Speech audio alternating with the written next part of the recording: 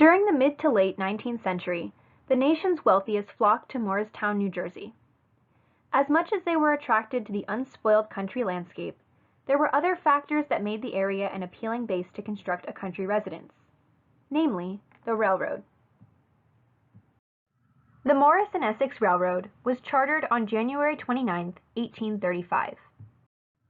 It reached Morristown by 1838 and traversed the state by 1865.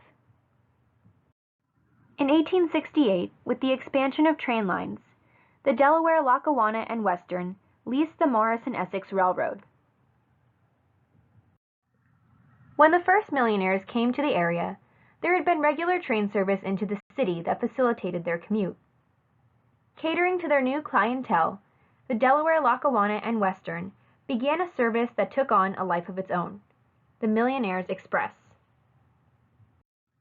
On January 10, 1905, the Morris County Chronicle, a local publication which was in print from 1877 through 1915, described the Millionaires Express as being the fastest train on the Morris and Essex division of the Lackawanna, traveling at 39 miles per hour eastbound and 37.5 miles per hour on the westbound side.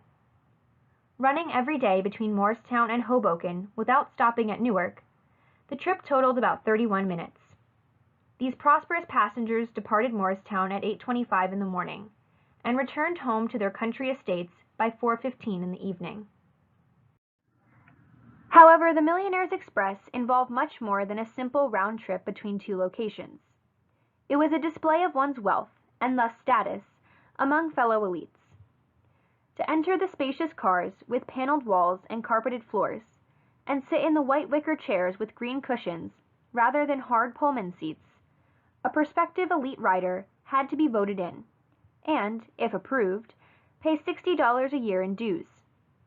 And while a seat might be available for a member of the well-to-do in the club car of the Millionaires Express, they would still have to contend with finding their place within the social display that accompanied their arrival and departure from the station itself.